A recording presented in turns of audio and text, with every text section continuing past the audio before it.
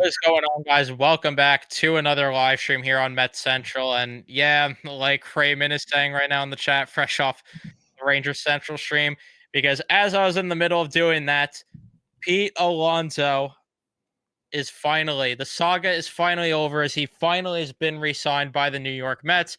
It was obvious that it was going to happen. It really got to a point where it was a matter of when, not if he was going to sign. It got to a point where I thought this was going to drag out to March, but thankfully, the saga is finally over. We could all move on and talk about other things, whether it's the starting rotation or whatever. But outside of that, I really think that the Mets are now in a spot where it's done. We're not going to see them force any transactions. This is most likely the roster come opening day as the final pieces here, that being Pete Alonso. We're going to talk about it as he signed a 2-year contract with an opt out after the first year, where it was a total of, I believe, 57 million, right? 54 million. 54, where it will be 30 million the first year, and then we'll see what happens the next season where he's most likely going to opt out. We're going to have to deal with this again. Before we jump into everything, though, leave a like if you enjoy the live stream. Subscribe if you guys are new to the channel, especially if you're Mets fans, and turn on your notifications so you know when we upload or go live. But we were supposed to do a podcast tomorrow, and we were probably going to have to talk about this. So how are we feeling that this is finally over? Because for me, I just feel relieved. Yeah, no, I'm happy this is over. I'm happy this is over. And listen, this is for me, it's a best case scenario deal for everyone around because the Mets get another big bat that they desperately needed behind guys like Lindor, Soto, Vientos, and for Pete. Yes, he did miss out on big money by not taking that extension. 2 years ago, which Billy Epler and Steve Cohen offered him, which I believe it was 7 years for 157 million. He didn't take that. He wanted to bet on himself. He hired Scott Boras. He had a bad season last year. Yes, had a decent postseason with a couple big moments, including the Milwaukee home run, which kept the season alive. The couple home runs in the Philly series, the home run off Flaherty in the NLCS Game 5, and he went into the offseason, couldn't find a deal. His market, never totally developed. We heard rumors here and there. He was supposedly close to the Blue Jays. Supposedly he was talking to the Angels, and nothing ever came about. His market never developed, and this seemed like best case scenario for everybody. The Mets, like I said, they get their big bat, which they needed, and Pete Alonso, he comes back now into a situation where he feels comfortable, and we're gonna get into this, but with the whole 2-year deal with the opt out, I think for him this is very good because now he's coming back into a lineup where if you look back at 2019, 2020, even 2021, it was mostly him as the number one option or Lindor, like the 21 or 22 seasons. But now coming back into this season, Pete Alonso, you look at him and where he's going to slide into this lineup. He is looking a lot more like the number 3, the number 4 option. So there's going to be a lot less pressure now on Pete Alonso to perform, considering now, like I said, he's going to be behind guys like Vientos, Lindor, Soto. And I think now with that less pressure on him to be that number 1, number 2 guy, I think he's gonna have a lot of weight off his shoulders, and he's gonna be able to go out there and he's gonna be able to go perform. Now you gonna have a guy like Soto and stuff. Soto's gonna be on base a ton of times in front of him, and pitchers are gonna have to attack Pete. You can't just pitch around him now, so he's gonna see a lot more pitches that he's gonna be able to hit, and hopefully for him and for his sake, he dries up his value. And then he could go out there next year, and if he has a really good season and a really good postseason, hopefully the Mets go far, he can go opt out and look for another big time contract. So I think for everybody around, and this is also something we talked about. David Stearns and the Mets, they played this very well because it's like what we were saying. Pete's Pete's market never developed, and it was always going to come to this thing where he was ultimately going to have to crawl back from the Mets. And we saw that the Mets offered him 3 years deal for 71 million. He turned it down, and for the Mets now, it's even a better deal. 2 years, 54 million. 30 million for this year. We'll see. What happens with next year if he does decide to opt in or opt out. But all around, it's a good deal for everybody. Yeah, there is so much to unpack here with this deal because I was about to get into the point that you said about how good Stearns and Cohen played this because we heard when we were at Amazing Day and the clip was going around about how vocal Cohen was with how much these negotiations pissed him off and how much it was becoming a drag. And it got to a point where he just came onto the mic and said it. And I'm so glad that this is exactly why you don't listen to what like this again. The fan's opinion matters, but this is why you don't cave into the fan because that's when you end up in the Billy Epler situation. And this is what we talked about all offseason. Now, if Billy Epler was at the helm, sure, he would have made fans happy because Pete Alonso would have been a Met probably a month or two earlier.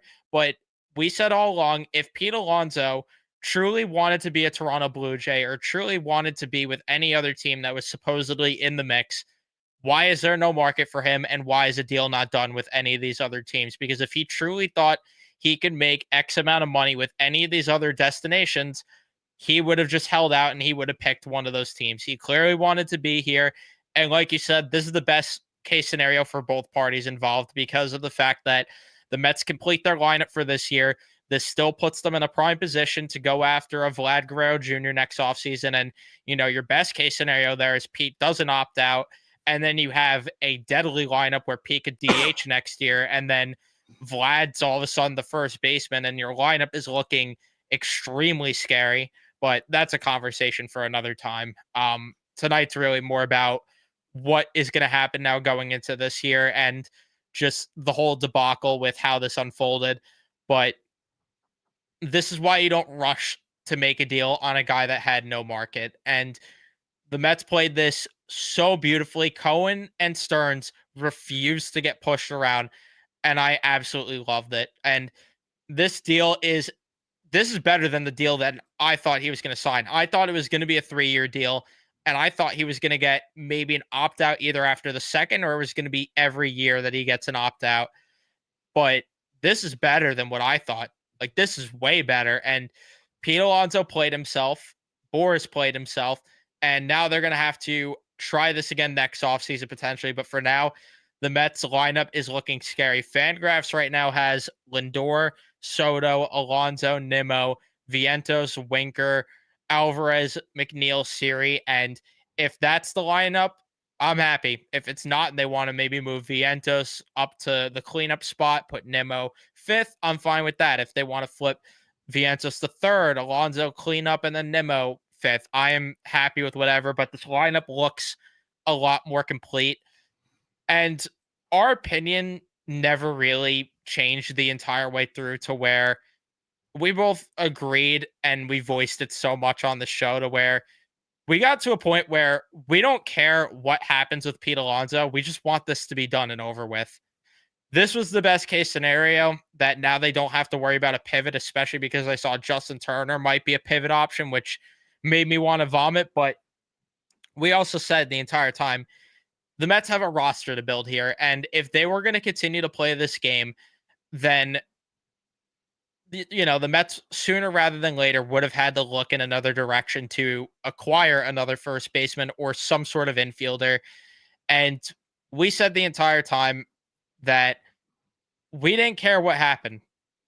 We just wanted it to be done. If Alonso was going to be this way, it is what it is, and they'll go in another direction because we trust this front office. But they did. They played this just so beautifully. Yeah, no, and for me, I always had the standpoint of, like, I didn't care if Pete came back specifically. Like, would I have liked him to come back? 'Cause, considering that he is a homegrown guy, he is one of this team's guys. Yeah, sure, but I always had the standpoint where I just wanted a bat, whether that was Pete, Santander, trading for somebody else. Maybe it was a Vladimir Guerrero Jr., but I didn't care if it was Pete specifically back. I just wanted to make sure that they had that big time bat to have behind Lindor, Soto, Vientos. And now that he's back, cool. The lineup is pretty much complete unless, there's some other small time moves that, David Stern's going to make. I don't think so. I think now it's going to be mostly, making one or two more bullpen additions and then see, especially with the rumors of Michael King and Dylan Cease, those rumors floating around. Maybe the Mets do make another addition in a starting pitching point of view. But Yeah, the longer this dragged on, it just seemed more and more that he was going to be a Met most likely because, and we heard the rumors that the Mets could have transitioned and looked at a guy like Spencer Torkelson or a guy like Ryan Mountcastle. But if you were going to make those trades, you would have had to make them now, especially with more like Ryan Mountcastle because Mountcastle is currently the Orioles starting first baseman. So if you would have made a move for Mountcastle, like it would have to be relatively soon because then you don't want to wait too long and then you might have to overpay. And now the Orioles are in a position where now they have to replace Ryan Mountcastle. And they want to went out and signed a guy like Pete Alonso because I mean, listen, they let go of Corbin Burns this offseason and they brought in Charlie Moore to replace him. So we know the Orioles aren't exactly, the biggest spending team out there. But and then also another thing, it's like you know, this was a good thing that it got finished now, a couple weeks out before spring training started, because you didn't want this thing to go into spring training and just drag out. Because, similar to what we saw with JD Martinez last year, and listen, I get it. Pete is not the same age as JD Martinez. JD Martinez is a lot older, but it's the same concept. You don't want this thing to drag out where now Pete Alonso, he signs late into spring training. He has to, rush into there. He's got to, get into it. He's got to rush into his habit, of stretching and all this, getting prepared into his own zone. Then there's a possibility he might get injured. Then he might miss the first couple weeks of the season. Then he could get off to a slow start. So it was just all these games being played around, and you really wanted to avoid that. And David Stearns and Steve Cohen, they really wanted to avoid this too.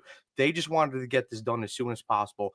And they did, and now Pete can go join up with the rest of the guys. As pitchers and catchers are I think they report Monday. So, the pitchers and catchers, they'll go down first. And then a couple days later, the position players are going to go down there. And yeah, now, like I said, apart from a couple small moves here and there, maybe another big starting pitching addition, the roster is pretty much complete. And now, we can just go into spring training and just focus on that goal this year of being a contender and trying to go out there and win a World Series. Sorry, I just reacted because Jericho Sims just got traded. I am Uh, so happy. Don't care what the Knicks got. It's garbage what they got. Don't care. Get out of the organization. So happy that Jericho Sims is gone.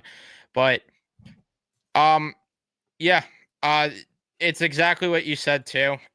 Which is another point I was going to get into, that it would have been a domino effect around the league if this kept going, because the Blue Jays have other plans. The Mets had other plans. The Orioles, if they traded for Mountcastle, have had other plans. So they had to get done. And what Gabe is saying here is just the truth, that Alonso overplayed his hand. The longer it went, the better it was for the Mets. The flip side to it is Alonso could have a huge year and line himself up for a better payday next offseason. And that's the best case scenario too, because we were also discussing that we were starting to get worried that they were going to sign Pete Alonso in like the middle of February or um the beginning of March, and Pete Alonso was going to lose out on some spring training reps, and then I would have had worries about if he would have been ready for opening day. And if he wasn't ready for opening day, then I would have had worries about how he would have performed this upcoming season, which that's also why I think Boris forced the hand for this contract to get done, because if it started to eat in the spring training time, that would have been bad, because we've seen over the past few years how much it hurts players. Looking at Blake Snell, which he rebounded nicely and still got a good payday, but imagine he didn't start off the year slowly. We've seen it time and time again with players. I mean, even with JD Martinez, who came, wasn't ready for opening day and looked a little sloppy at first out of the gate. You needed this to get done for that reason too. And this is the best case because of what you said there, Gabe, that Pete Alonso, now you would hope, which I thought last year would be the motivator with him in a contract here, but this is even more motivation, that you got lowballed by the Mets. You turned down multi-year contracts with a lot of guaranteed money.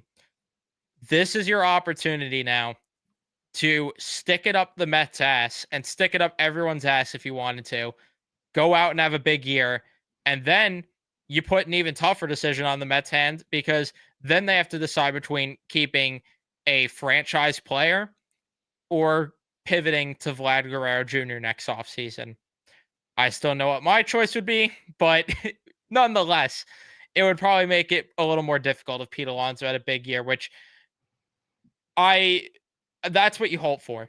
That's really what you hope for because honestly, I don't think and I Carson said it the most out of any of us that I agree with him that if he didn't have that home run against Milwaukee, I think people Yeah. are weren't wouldn't have had the conversations as much that they needed to bring him back and that oh, it's good like they have to sign him to whatever he wants, just give him the bag. I think that home run definitely helped push the narrative more but either way, I mean, you look at the numbers in terms of last year, just to get into that in the contract year, definitely, I would say it's the worst year of his career personally, where he did play all 162, which was nice to see, but he hit for 240, had a 329 on base, which one of the lowest in his careers outside of the year prior, where he had a 318. But the difference was the slugging percentage was down at a 459 this year versus a 504 in 2023, with his OPS being at 788 and then 34 home runs versus the 40 that we are usually accustomed to him hitting. So that's something that you'd like to see him get back on pace to at the very least. So we'll see. This is what the fans wanted, though.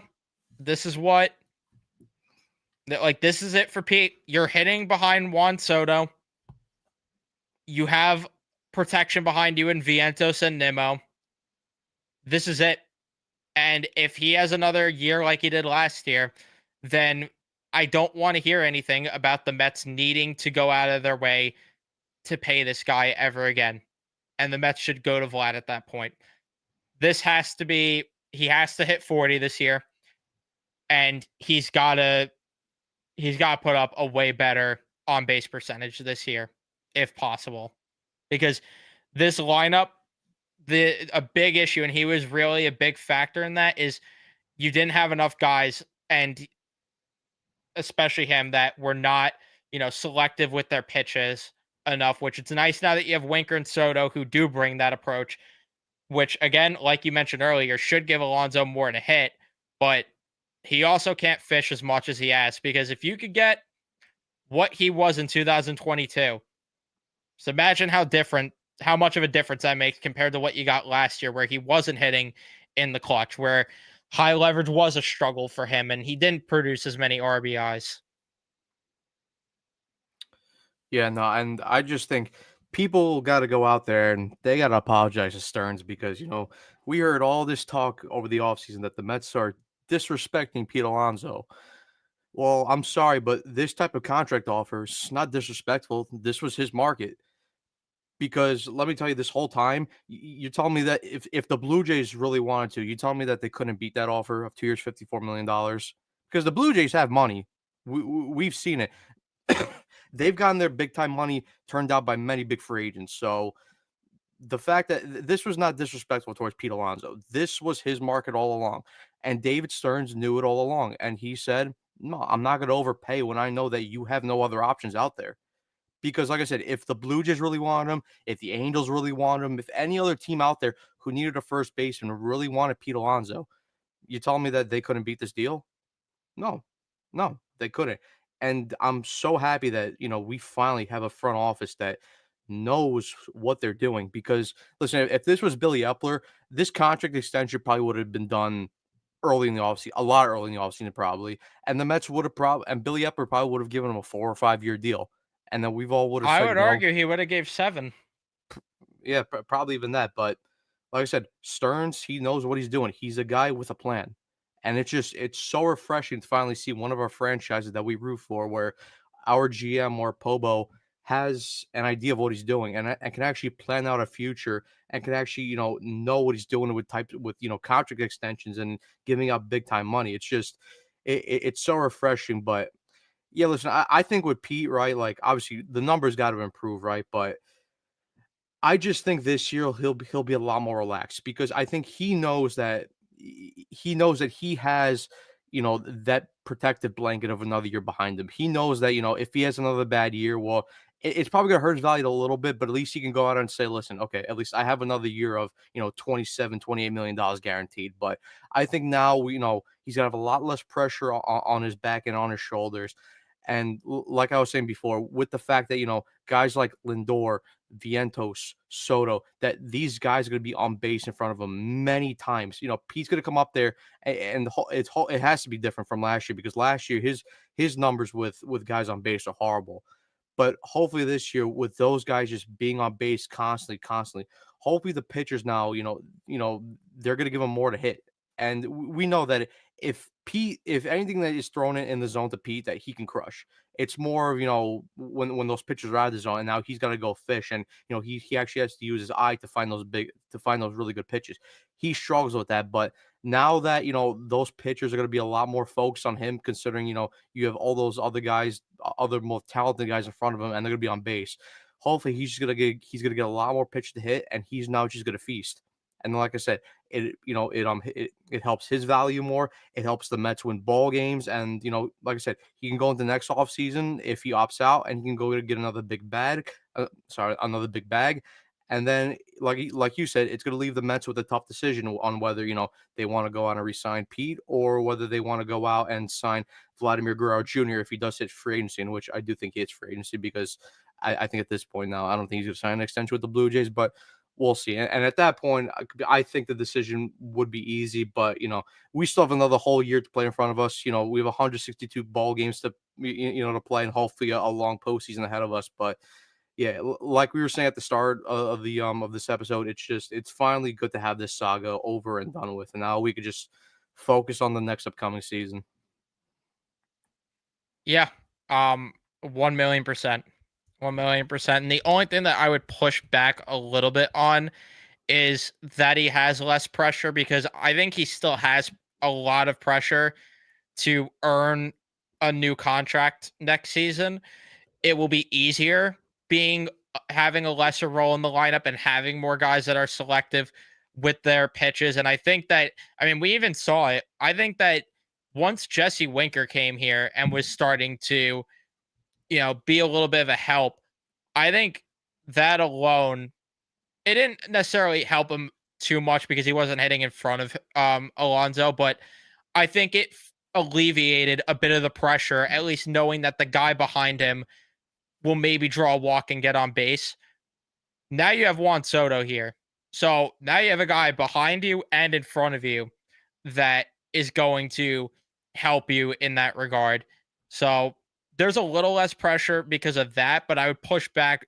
The contract still does force the hand that there is a little bit of pressure still. But I do want to address some comments here right now just to see what people are saying here. The flip side to it, Alonso, yeah, Alonso could have a big year. I think I read that one, but yeah, he could have a big year and then get a payday next season. How do we think the Mets stack up against the Dodgers? I think the Mets probably on paper are the second best team in the NL. I'll go first with this to discuss from a lineup standpoint. I love the odds. Do I have questions about the pitching? Yes. Do I also think it's going to be better than most people have expectations for? Also, yes. I think that Clay Holmes is going to be better than people think. I do believe that a healthy Senga is going to help. I think Manaya's arm slot being different is going to help. And I think Montas is going to even surprise people a bit. I don't think he'll wow you, but he'll put up a respectable season. And then I do think that come the deadline, they're going to add a Cease or King if I was to make a prediction as of today. If you're talking the lineup, though, I mean, you have three guys alone that should probably combine for 100 home runs between Lindor, Soto, and Alonso. They should, at minimum, combine for 90 to 100 home runs. And that's the minimum, because if Soto puts up another 40 home run season, then you're talking 110, 120 maybe between those three guys. And there was a lot of times too where the Mets, even though they got blown out in some of those games against the Dodgers, there were times that they had the Dodgers on the ropes, but they just couldn't drive that run in. And now with a deeper lineup by adding Juan Soto, you would think that helps. The one thing that I will say that I am definitely a little worried about, and I think is a fair question mark to have, even though I am a big Mark Vientos guy and believer, always have been, always will be. I do worry a bit about how much he was chasing last year, and I do worry about that potentially affecting him this upcoming season and pitchers figuring him out more. Hopefully, it's not too big of a regression. I mean, if you get what you got from him this past year over the course of 162, I don't think anyone's mad considering what the other three guys ahead of him, and including maybe even Nimmo, could give in front. But either way, this lineup I think is, I would honestly say, you could argue that at their peak, this lineup is at the very least deeper than the Dodgers lineup. The Dodgers definitely have more firepower at the top, but I think the Mets have a deeper lineup when all goes right, because when Alvarez is going, that's another bat that could give you a lot of power. Winker's another guy that adds a lot of depth to the lineup with the pitch selection I've talked about. If Vientos does give you what he did last year, there's more help. And then Nimmo, if you get what you got in the first half over a full year, that's another big time bat. I just think they're deeper in that regard. Yeah, I would probably say the Dodgers lineup is. I think they're both comparable, but I would just give the edge to the Dodgers just by a little bit because I think if you compare the top four, like for the Dodgers, for example, with Otani, Betts, Freeman, Teoscar, I think it's just a little bit better because I think the top two are both comparable. You know, you have Lindor and Soto, and then Mookie and Otani. I think for both sides, it's a really good one-two punch. But then when you more look at the 3-4, I still think, Freddie Freeman, while I love Pete, Freddie Freeman is still the better first baseman, still their all overall better hitter than Pete Alonso. And then when you compare Teoscar to Vientos, I think Vientos could have the better ceiling, but Teoscar is a more proven player. You know, he's done it for many years where he's produced at the top level. Vientos, while he has had the really good the rookie year, the breakout year, he still has to go out there and he still has to show it again because he could have a sophomore slump this year. Hopefully not. Hopefully he repeats the type of season he had last year. But even if he doesn't repeat it exactly, you still hope that he goes out there and he has a very productive season in terms of the home runs and the RBIs. So by that comparable, I still think the Dodgers lineup is a little bit better, but not by much. They're both very deep and comparable lineups. Of course, the Dodgers do though have the advantage in terms of the starting rotation and the bullpen. Just because you look at the money that they spent on both the rotation and the bullpen. It's just and the type of talent and type of arms they have in both of those. It's a lot better than the Mets because we know the Mets. With Clay Holmes, Frankie Montas, you do have a lot of reclamation projects that they do have to hit on, and if they do hit on them, then the Mets do have a very deep both bullpen and rotation. But we do have to see those type of deals work out. But yeah, right now I would say the Mets are probably around there as the second best team in the National League. I mean, listen, the Phillies have a very competitive team. We all know, they made a couple additions, especially to their rotation of Jesus Luzardo. And then if the Braves stay healthy, we all know the type of the firepower that the Braves have. So the top four, top five teams in the National League, it's going to be very competitive between all those teams. The Dodgers, the Mets, the Braves, the Phillies, and then if you look at probably the Cubs and the Brewers coming out of the NL Central. So the National League, I mean, let me just say this, and I think we all know this. The National League is a lot deeper and a lot tougher than the American League. So it's going to be a dogfight in terms of which how the seeding and the standings are going to work out in the National League come playoff time. Yeah, and I might retract my statement because I did forget about how good Will Smith is. But the fact that we could even have the conversation that the Mets maybe could even be, just as deep of a lineup with the Dodgers is something to be very happy about. But like you said, the pitching definitely still goes heavily in the Dodgers' favor because the Dodgers have a lot more proven guys and their bullpen is, it's ridiculous. I mean, I have it pulled up right now. Their bullpen is Tanner Scott, Kirby Yates, Blake Trinan, Michael Kopech, Evan Phillips, Anthony Bonda, Alex Vesia. It's nasty. And oh, by the way, they still have Gratterall. They still have Stone. Those are other guys that can make the roster for them. River Ryan's still there. Like they have so much pitching depth, and it absolutely is annoying. It's really annoying, but either way, I'm trying to think if I would say they're the second best team in the NL. I probably would agree. Like you said, the Phillies and Braves are definitely up there. The only reason I think record wise they might not finish second best is because of the fact that they're in such a tough division to Yeah. where I think there is a world where you might see a team like Milwaukee maybe finish with more wins just because of the fact that they're feasting on the fact that their division is just garbage besides them. And, outside of that, I mean, the Diamondbacks are also really good. I think the Diamondbacks are sneaky. Yeah. I think they're very sneaky, and I think they're going to finish second in that division this year instead of San Diego. So there's a lot of, I mean, if they were in the AL, they would be the best team in the AL by a long shot. It just, the NL though, it's so stacked up to where I don't even know where I'd put them right now. But second best, I could see them being that way. And I mean, they did finish second, when it was all said and done for a reason in terms of getting to the NLCS. Yeah, no, I mean, when you compare both leagues, it's incredible to It's a see how joke. much better the National League is compared to the American League. I mean, I mean, all in all, we're not going to troll the Yankees here on this channel because we're focusing more on the Mets, but I mean, it's pretty much the Yankees, league to lose there. Like they should be the team coming out and representing the American League in the World Series if all things break right for them.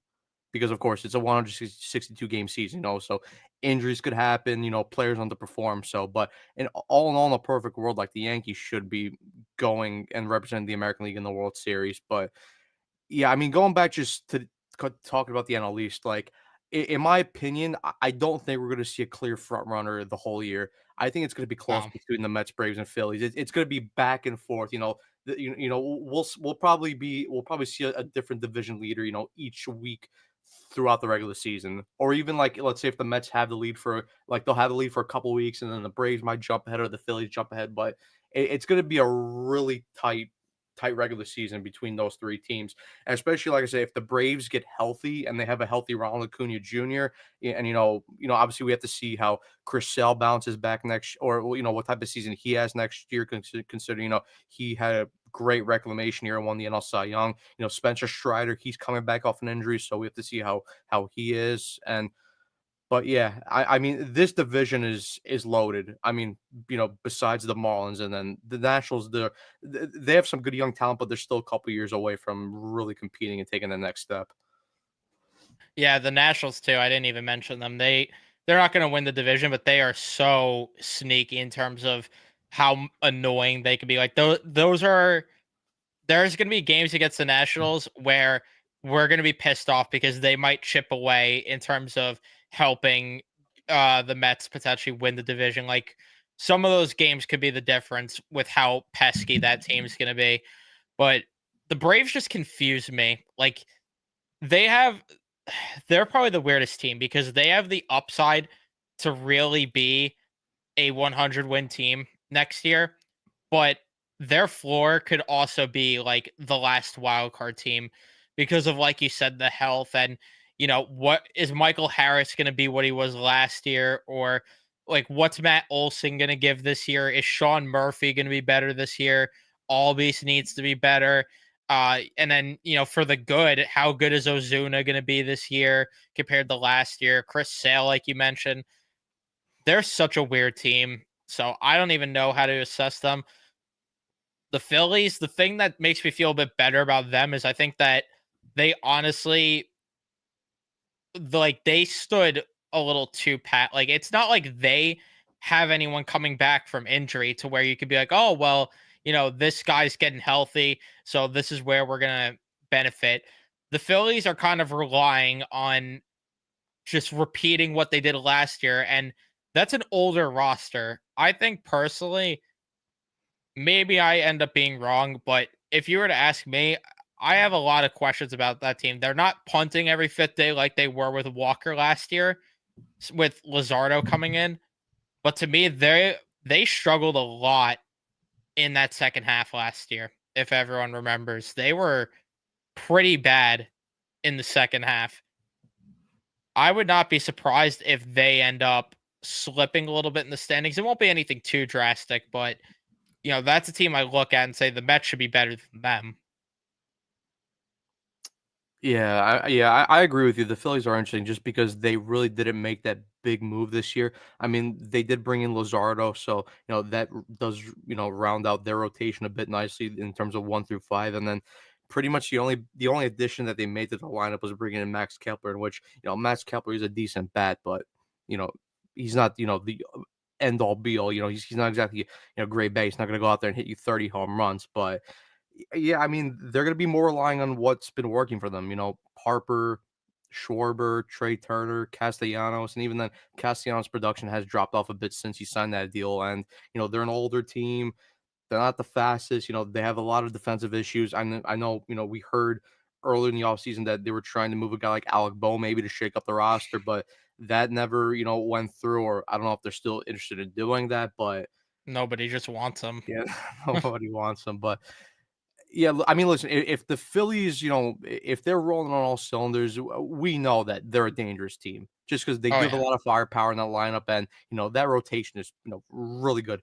Zach Wheeler, Austin Nola, Rangers Suarez, Christopher Sanchez, Jesus Lazardo now, so they do have a really good team. But if guys start to underperform, we've seen Trey Turner, he's had struggles here and there. We've seen Bryce Harper have injuries with his back and stuff. So, if they're not producing and they have injuries, like you could see them fall off. But I mean, you could probably say that, with any team in the NL East. If the Mets get injuries, same thing with them. And then, if their reclamation projects don't hit in the starting rotation, then you have a problem there. And then with the Braves, like we were saying, with injuries and all this stuff, how's Chris Sale going to do? So all these teams do have holes, but, pretty much their rosters are really good from top to bottom. And like I was saying, it's gonna be a slugfest from game 1 to game 162. It's gonna be tight throughout the whole year, and I'm excited, to watch the Mets play this year, and see all these games against the Braves and the Phillies, and just see how this division goes, right until the bitter end. Oh yeah, I'm dying for baseball right now. And I was actually going to bring up the point that you made though with the injury front. I would argue the Phillies, though, out of every team in the division, are at the biggest risk of where if they face an injury, like things could go really wrong because Harper does have back issues. So that's a real concern for the Phillies. JT Realmuto, it started to show a lot of his true colors last year, and their backup catcher is Garrett Stubbs, who might be one of the worst players in baseball. And the only thing he's good for is being a professional yapper from the dugout. And that's really about it because he's garbage behind the plate. He's garbage at the plate. So there's a lot of concerns. I would be more concerned about them in the second half after, maybe pursuing guys at the deadline because I thought that was a team that was going to do an overhaul this offseason with the roster. And they just did nothing at all because nobody wanted Bohm, nobody wanted Castellanos. Believe it or not, yeah, no one wanted those guys. I cannot believe it. But yeah, I look at the Mets in comparison and even the Braves. I think those two teams should be better than the Phillies this upcoming year. Well, let's get back to some comments. If Alonso opts out after 2025, should the Mets sign Vlad next offseason? Get the hoop. The Mets should sign Vlad regardless if Pete opts out or opts in. Because if anything, like we were saying, Pete, it's a 2-year deal. So even if he stays next year, it's one more year. At that point, you just move him to DH and let Vlad, sign him long term. Yeah. Deeper lineup. So all around, I'll be happy. And and we've seen, if Steve Cohen really wants somebody, he's gonna go out and he's gonna go get them because we've seen it. He done it with David Stearns, and he just did it with Juan Soto this past offseason. And we know that if the Mets could offer the most money, unless the Dodgers go out there, and they want to join the bidding too, which I don't think they will, considering they'll still have Freddie Freeman under contract, but you can never count out the Dodgers for anything. So, but like I was saying, we still got a whole another season to play. or I mean, if we get to the point where the Blue Jays are struggling and then Vlad might be available come trade deadline time, and then that's another big bet that the Mets could add, to push their agenda of trying to be a top World Series team. But we'll get to that point when we get there. No, but the Blue Jays are good now. They got No, Max Scherzer I know, and they signed the and they and signed Tony Taters, and they signed Jeff Hoffman, who failed two physicals prior to signing with the Blue Jays. So but they're scary now. Look at that lineup that they have there. Don't worry about the fact that George Springer's the leadoff hitter and he might miss half the season. Don't worry. Yeah, there could be a world. I That team's terrible. There could be a world where mm, Vlad is available at the deadline, and at this is that point, if the Mets are in a spot to where they could get Vlad and one of Cease or King, I don't care. Push the chips in on both because then I really love your odds to win this year. Um, let's say I love this deal for Pete. He gets his money, and there is still a chance the Mets are in the pretty much what we just went over there. The Mets are always getting players from the Yankees that end up being playing better. Never fails. Hey, you know what? Maybe the Yankees could get us back Carl, with Dom Carl, Smith. And who else did they sign again? and Carrasco. Oh yeah, Carlos Carrasco. Forgot about that, even though it was yesterday or 2 days ago, whatever.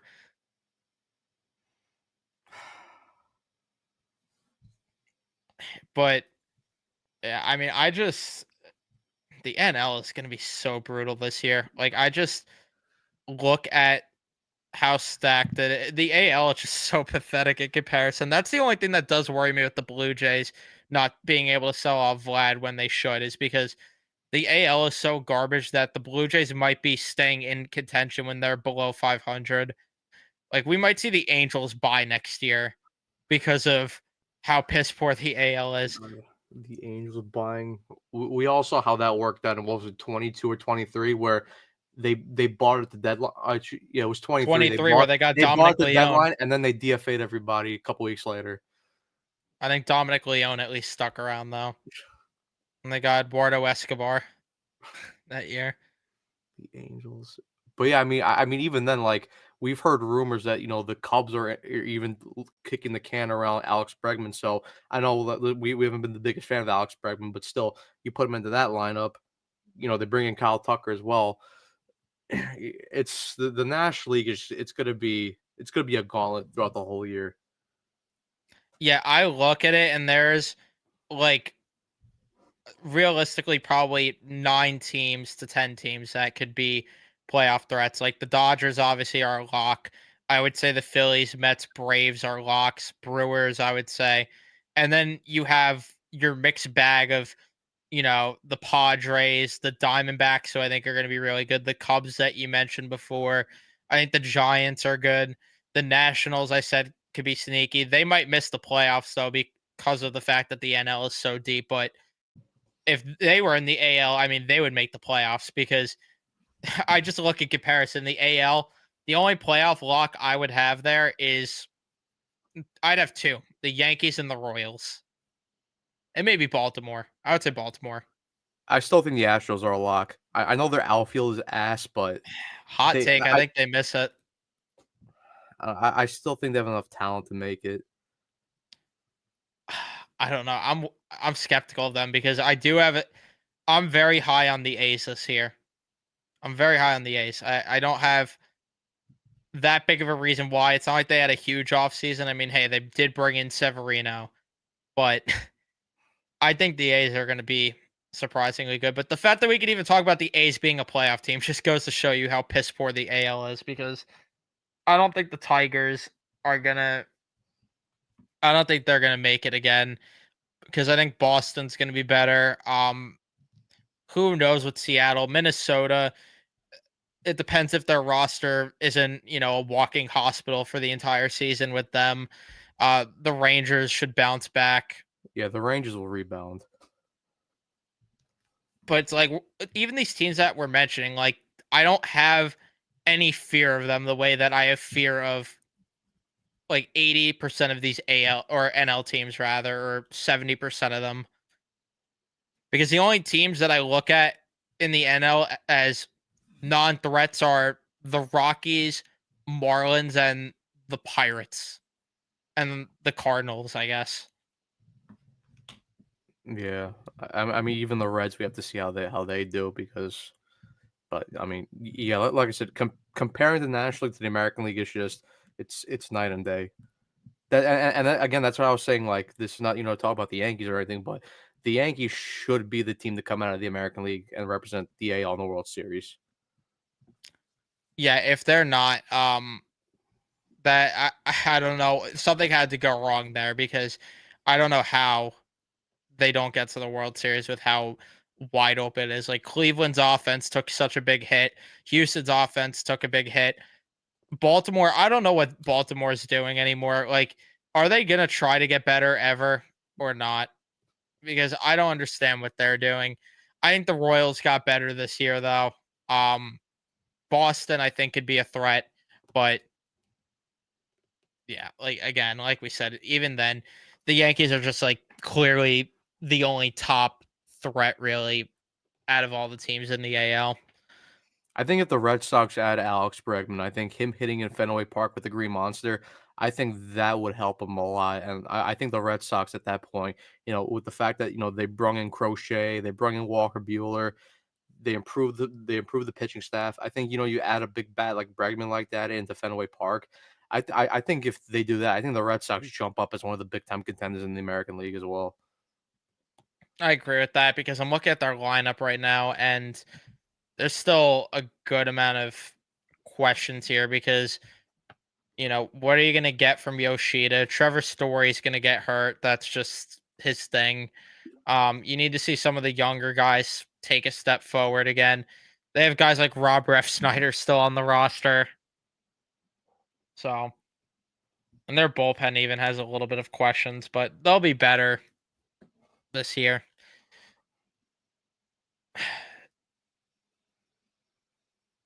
But I'm just excited for the season to start already. A couple more weeks, thankfully. And now Pete Alonso doesn't have to lose spring training reps, which is again the best case scenario with this entire thing.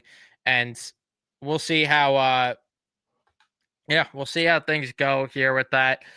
Just you gotta hope that you get what he was in 2022 this year. And if so, I mean I like the Mets odds a lot against teams like the Dodgers. Yeah, no, it's an interesting couple weeks out of us now. Sunday got the Super Bowl. I know you're excited, you're a little bit nervous for that. Monday, pitchers and catchers report, and then the first game of spring training is on the 22nd against the Astros, and then a couple weeks of spring training, get to end of March, and we kick off the season in Houston. We'll see who gets the ball for game one, whether it's Mania, Senga, or maybe they trade for Cease or King and they get the ball for opening day. But yeah, exciting times ahead. Exciting times ahead. I'm hyped for the season. And then of course, April 4th, we got the home opener against the Blue Jays. So, and at least now we don't have to worry about seeing Pete in a Blue Jays jersey coming up to the plate against us. So, he'll be there at first base doing his scoops and hopefully hitting home runs and mashing. I was gonna make a joke, but with yeah, it would have been ugly if Pete Alonso had to return as a Blue Jay. It wouldn't have been fun for Cohen and Stearns, who probably would have got the heat for it, even though they don't deserve it. But um, I have my opinion of who should get the ball for the first game, even if they acquire Caesar King. Do you have a guy that you want to get the first start? Because I know who I want getting the ball for the first game. Yeah, if it was me, it'd be Mania. I think Yeah, Mania earned it from last year. yeah. I think it's a slam dunk that it should be Mania, and it's no disrespect to Sanga. It's no disrespect to if they did land one of these other starters, but Mania earned it last year, in my opinion. I would easily give it to him. But do you have anything else to add before we wrap things up here? No, no. Happy Pete's back. Let's go Mets, and let's get into the season. We'll have a lot more content coming out now that spring training is pretty much right around the corner. So exciting times, and yeah, let's go. Let's do this. Yeah, I'm excited too, and just a couple more weeks, and then we don't have to drag out the off-season content. And now we have no material though anymore. Pete Alonso is like our main talking point for podcast episodes the entire winter. So you know what? If we're gonna thank anything for this dragging out, it's the fact that it gave us material to talk about, because we would have just been going in circles talking about how with this pitching staff, going in circles talking about what could go right for this lineup, what could go wrong. It gave us a lot more options in that regard. But we're going to wrap it up here. Thank you guys so much for tuning in and watching. Leave a like if you enjoyed. Subscribe if you guys are new to the channel. Turn on your notifications so you know when we upload or go live. And we'll see you guys in the next one.